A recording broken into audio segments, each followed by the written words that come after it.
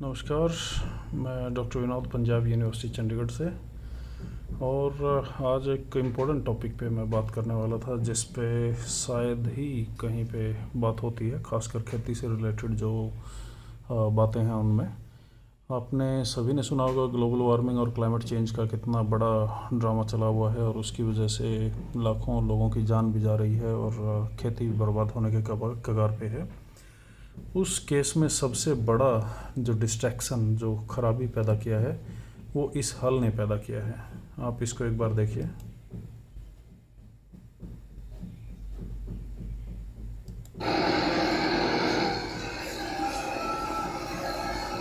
इसके लिए बड़े बड़े ट्रैक्टर चाहिए, लगभग 70 हॉर्स पावर के, 50 हॉर्स पावर के ट्रैक्टर चाहिए। बहुत ज़्यादा डीजल की खपत है। और ये कर क्या रहा है बेसिकली, ये मिट्टी को एक से दूसरी जगह पे पलटी मार रहा है। और जब ये मिट्टी को पलटी मार रहा होता है तो क्या कर रहा है, जो ज़मीन में जमा कार्बन है उसको ख़राब कर रहा है। जो फंगाई नेटवर्क है, केंचुए और बैक्टीरिया उन्होंने अपना घर बनाया होता है, उसको दोबारा से एक्सपोज कर देते हैं, हम उसको ढा देते हैं।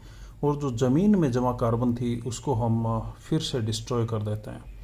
उससे सबसे ज़्यादा नुकसान होता है ज़मीन के इकोसिस्टम को। और ये तरीका, इसके बाद में क्या करते हैं ज़्यादातर किसान, रोटावेटर मारते हैं या कल्टीवेटर वगैरह लगा के और ज़मीन को तैयार करके बिजाई कर देते हैं। ये बहुत ही गलत तरीका है खेती करने का। हमें जितना हो सके नो टिल फार्मिंग पे जाना चाहिए, क्योंकि जितना ज़्यादा हम ये टिलेज करते रहेंगे उतना ज़्यादा हम ज़मीन को बर्बाद करते रहेंगे। और ये बर्बादी इतने बड़े लेवल पे हो रही है, किसान लाखों करोड़ों रुपया ट्रैक्टरों पे खर्च कर रहे हैं। अगर आप पंजाब में, हरियाणा में ट्रैक्टरों की डेंसिटी देखेंगे तो बहुत हाई है। और जो पहले 20, 25, 30 हॉर्स पावर के आइसर एक सिलेंडर से जिस किसान का काम चलता था, आज वो 70, 75 हॉर्स पावर के 4x4 ट्रैक्टर लेके घूम रहा है। और उसके साथ साथ में ग्राउंड वाटर ख़राब हो रहा है, उसके साथ में जो पूरा इकोसिस्टम है वो बर्बाद हो रहा है। और खेती हम ट्रैक्टरों के लिए, डीजल, पेट्रोल, यूरिया वालों के लिए, हर्बिसाइड, पेस्टिसाइड और डीएपी वालों के लिए कर रहे हैं।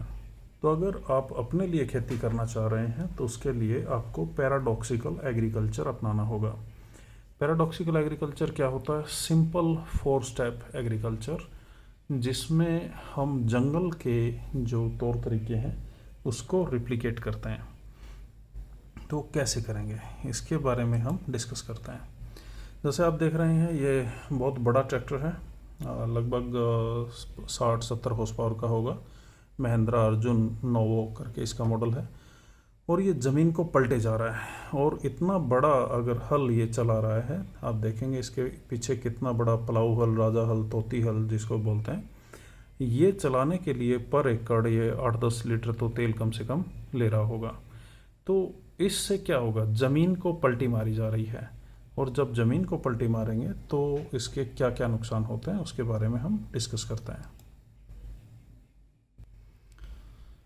ये पैराडॉक्सिकल एग्रीकल्चर का एक फार्म है और ये परमानेंट बेड है। जो आप देख रहे हैं, ये लाइन ट्रैक्टर का टायर आएगा, ये लाइन ट्रैक्टर का टायर आएगा, ये 2 लाइनों पे ट्रैक्टर का टायर आएगा। और जो ये बीच की जगह है, इसके ऊपर ट्रैक्टर चलेगा। जब इसके ऊपर ट्रैक्टर चलता है तो ये हमेशा ही टायर इस नाली में आएंगे। ये नाली थोड़ी कॉम्पैक्ट हो जाएगी और ट्रैक्टर का जो बीच का हिस्सा है वो हमेशा इस बेड के ऊपर ही आएगा। तो हम मान लो एक बार इस बेड को बना देते हैं तो सारी उम्र इसी पे खेती करेंगे। एक किसान ने, जिसने लगभग 2-2.5 साल से खेती कर रहा है, उसके खेत में केंचुओं की जनसंख्या देखिए। केंचुआ हेल्दी सॉइल का एक वो है प्रतीक। आप जितना, ये हमारा सबज मिर्च का फील्ड है और ये रात को बारिश हुई है। और ये देखें आप ना, ये केचुए जो है ना, अस्सलाम वालेकुम जी, ये हमारा सबज मिर्च का फील्ड है। ये किसान अपना खेत दिखा रहा है और वो बता रहा है कि कितने ज़्यादा केंचुए यहाँ पे आ गए हैं।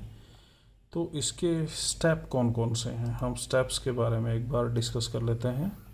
ये इसी मॉडल पे उगाए गए उसकी जड़ दिखा रहा है नरमे के पौधे की। ये देखिए, ये अल्फ़ा अल्फ़ा करके एक ग्रास है जिसको इसी मॉडल पे उगाया गया है। अगेन ट्रैक्टर का टायर हमेशा इसी लाइन पे ही रहेगा, इसी लाइन पे ही आएगा। और ये 1 2 3 4 5 लाइनें यहाँ पे उगाई गई हैं। कैसे मशीन से उगाई गई हैं वो भी मैं आपको दिखाऊंगा। तो लॉजिक समझिए, कभी भी इस बेड के ऊपर ट्रैक्टर का टायर नहीं आएगा, इसका मतलब बेड कभी भी कॉम्पैक्ट नहीं होगा। कॉम्पैक्ट नहीं होगा तो इसमें एरिएशन रहेगी और ये हमेशा पानी को सोखने की कैपेसिटी रखेगा, और जो ग्राउंड वाटर है वो हमेशा बढ़ता रहेगा। बरसात का एक बूंद पानी भी बह के इस खेत से नहीं जाएगा। तो इसके 4 स्टेप हैं, उन स्टेप के बारे में मैं डिस्कस करूँगा अभी। ये बीच में दूसरे पौधे लगाए गए हैं, और आप देखिए ये एक और ये बाग देखिए है। अंकल जी, पिकनिक पे बाद क्या कवर है फ्रूट पत्ते का, कितना फ्रूट आया हुआ है। ये एक किसान की टेस्टिमनी है, अबोर फाजिल्का में है शायद ये किसान। तो इसमें फ्रूट बेहद ज़्यादा आता है और पूरा इकोसिस्टम डेवलप हो जाता है खेत का।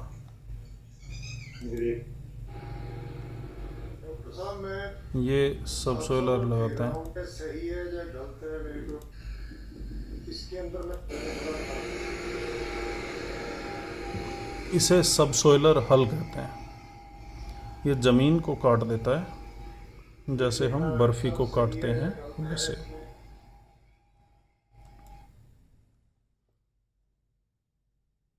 इस किसान की आप टेस्टिमनी सुनिए।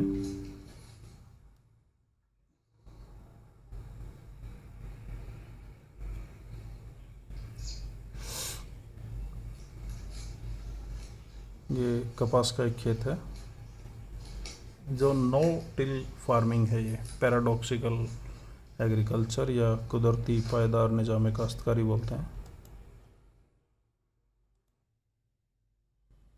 ये बाग देखिए कितना खूबसूरत लगा हुआ है इसी मॉडल पे।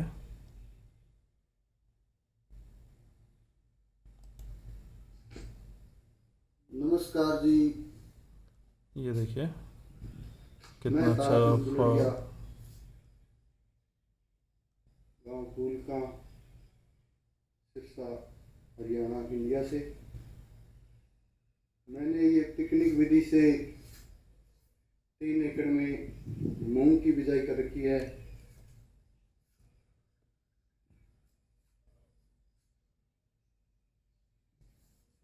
इसमें खास बात यह है कि मेरे कुछ अन्य साथी किसानों ने मूंग की बिजाई कर रखी है। उन्होंने अभी तक 2-2, 3-3 पेस्टिसाइड की स्प्रे कर चुके हैं, परंतु मैंने अभी तक इसमें कोई पेस्टिसाइड नहीं डाला है और ये बड़ी जबरदस्त फसल है। उनमें पीलापन भी आया हुआ है, मेरी फसल में अभी तक कोई पीलापन नहीं है।